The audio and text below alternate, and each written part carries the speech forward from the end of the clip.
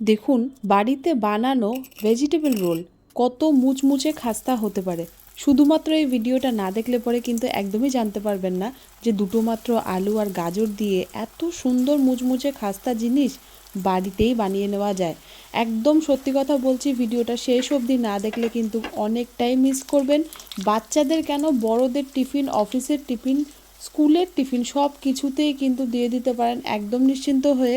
যতটা স্বাস্থ্যসম্মত ততটাই কিন্তু খেতে দারুণ হয়। সবাইকে অনুরোধ করব অবশ্যই ভিডিওটা ভালো লাগলে একবার সাবস্ক্রাইব করে দেবেন, তার সাথে সাথে ভিডিওটা কিন্তু শেয়ার করা চাই। আমি এখানে সবজি নিয়ে নিয়েছি, প্রেসার কুকারের মধ্যে কিছুটা নিয়ে নিয়েছি আলু, ফুলকপি, গাজর সব কিছুই মোটামুটি একটু মাঝারি সাইজ করে আমি কেটে নিয়েছি। কয়েক টুকরো কিন্তু এখানে ক্যাপসিকামও নিয়েছি। আমি সবজিগুলো নেওয়ার সময় দেখাইনি, তবে সেদ্ধ করার আগে দেখিয়ে দিলাম। শুধু শুধু সময় নষ্ট করে লাভ নেই, সেজন্য সেদ্ধ করার আগে আপনাদের দেখিয়ে দিলাম কি সেদ্ধ করলাম। এবার দেখুন সবজিগুলো সেদ্ধ হয়ে গিয়েছে। জল ঝরিয়ে সবজিগুলোকে একটা বোলের মধ্যে নিয়ে নিলাম, দিয়ে দিলাম সামান্য পরিমাণে এর মধ্যে নুন, আর তার সাথে সাথেই দিয়ে দিলাম ধনিয়া গুঁড়ো দিলাম 1 টিস্পুনের মতন, তার সাথে দিয়ে দিলাম চিলি ফ্লেক্স না থাকলে আপনারা কিন্তু লাল লঙ্কার গুঁড়ো বা শুকনো লঙ্কার গুঁড়ো ব্যবহার করতে পারেন যদি ঝাল পছন্দ করেন তবেই। আর এখানে দিয়ে দিলাম অরেগানো দিলাম এখানে 1/2 টিস্পুনের মতন, আর তার সাথে কাশ্মীরি লাল লঙ্কার গুঁড়ো দিলাম 1/2 টিস্পুনের মতোই। এখানে আমি কুচিয়ে রাখা ধনেপাতা দিয়ে দিলাম, ধনেপাতাটা একদম ছোট ছোট করেই কেটে নিয়েছি। এখানে আমি রসুন বাটা দিয়ে দিলাম, রসুনটা ঠিক বাটা বলা যায় না, আমি হাতে করে রসুনটা কুড়িয়ে নিয়েছিলাম, সেটা এর মধ্যে দিয়ে দিলাম। এই ভেজিটেবল রোলটায় যদি মুখে একটু একটু করে সব কিছু লাগে তবে কিন্তু খেতে ভালোই লাগে। আমি এখানে চালের গুঁড়ো দিয়ে দিলাম 1.5 টেবিল চামচের মতন, মনে রাখবেন 1.5 টেবিল চামচের মতন। এবার সব কিছুকে একসাথে করে আমি মাখা শুরু করলাম। দেখুন জিনিসটা কিন্তু যখন আমি মাখছি তখনই বুঝতে পারছি চালের গুঁড়োটা একটু কম মনে হচ্ছে। এর মধ্যে চালের গুঁড়োটা আমাদের আবারও কিন্তু একটু অ্যাড করতে হবে। এটা প্রথম দিকেই আমি চালের গুঁড়োর মাপটা বললাম না, কেন কি আপনারা মাখতে থাকবেন, আপনারা নিজেরাই বুঝতে পারবেন চালের গুঁড়োটা লাগবে কি লাগবে না। এখানে দেখুন চালের গুঁড়োটা আবার 1.5 টেবিল চামচ মানে 3 টেবিল চামচ দিয়ে দিলাম। সব কিছুকে মাখার সাথে সাথে এটা একটা আঠালো মণ্ডতে তৈরি হয়ে গেল। এখানে দেখুন এই মণ্ডটার থেকে এবার আমি ছোট ছোট করে লেচি বের করে নেব। তার জন্য আমি একটা প্লেট পাশে নিয়ে নিচ্ছি, সুবিধা হবে।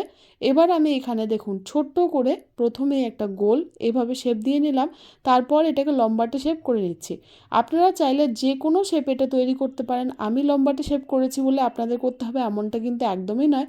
আপনারা চাইলে এটাকে গোল গোল চপের শেপেও তৈরি করতে পারেন।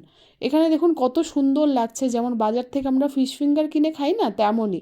এটা কিন্তু ভেজিটেবল রোল, তাই সবাইকে দিতে পারবেন। যারা মাছ খেতে পছন্দ করে না, মাংস খেতে ভালোবাসে না, তারাও কিন্তু খেতে পারবে। একদম নিরামিষভাবে তৈরি করতে গেলে রসুন কুচিটা বাদ দিয়ে দেবেন, শুধু এতটুকুই। এবার দেখুন এখানে বাকিগুলোও কিন্তু আমি একইভাবে তৈরি করে নিচ্ছি। এখানে দেখুন কতগুলো আমি একভাবে তৈরি করে নিয়েছি, আপনারা দেখলেই বুঝতে পারবেন। বানানো কিন্তু ভীষণই সহজ, তাও যদি অসুবিধা হয় হাতের চেটোয় একটু তেল মাখিয়ে তারপরে বানাবেন। আচ্ছা, কিছুটা এখানে মণ্ড আমার কিন্তু বেশ বেঁচেই গিয়েছিল, সেটা দিয়ে আমি কি করেছি সেটাও দেখাচ্ছি আপনাদেরকে। তবে তার আগে দেখাই, আমি এখানে চালের গুঁড়ো একটা বোলের মধ্যে নিয়ে নিলাম। চালের গুঁড়ো নিয়ে নিলাম মোটামুটি 1 কাপের মতন। আপনারা চাইলে এই সময়টা কিন্তু কর্নফ্লাওয়ার পাউডার ব্যবহার করতে পারেন। অনেকেরই বাড়িতে কর্নফ্লাওয়ার পাউডার থাকে না বা চালের গুঁড়োও থাকে না, সেক্ষেত্রে কিন্তু ময়দা দেওয়াই যায়, কোনো অসুবিধা নেই। এবার আমি এর মধ্যে সামান্য পরিমাণে লবণ দিয়ে নিলাম, লবণের সাথে সাথেই জল দিয়ে দিলাম। লবণ আর জলটা দিয়ে এবার গোলানো শুরু করব। চালের গুঁড়োটাকে খুবই মিহি করে ফেটাতে হবে, এতটাই মিহি করে ফেটাতে হবে এর মধ্যে যেন এতটুকুও কোনো দানা, গুটি বা লামস যেটাই বলুন না কেন কিছুই না থাকে।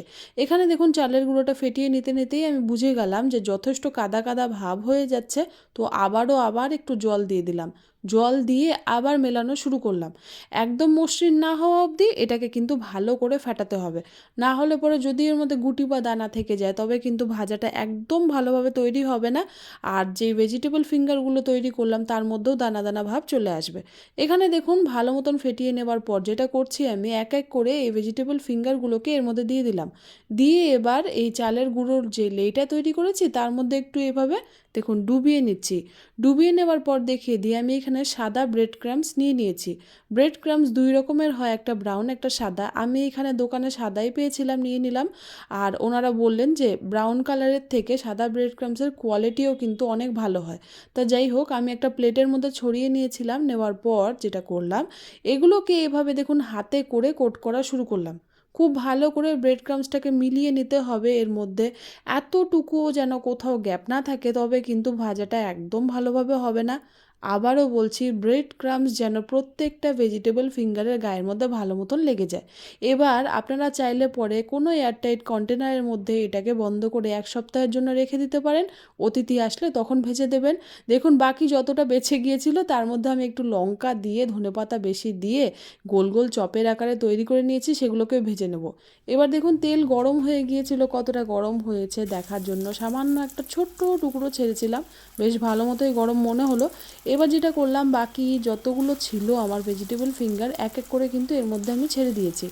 আবারও বলছি, আপনারা একদিনে যতগুলো মন চায়, মানে 10টাই হোক, 12টা হোক, 15টা হোক, 18টা হোক, 20টা হোক, তৈরি করে ফিঙ্গারগুলোকে যে কোনো এয়ারটাইট কন্টেনারের মধ্যে বাক্সবন্দি করে ফ্রিজারে রেখে দিতে পারেন।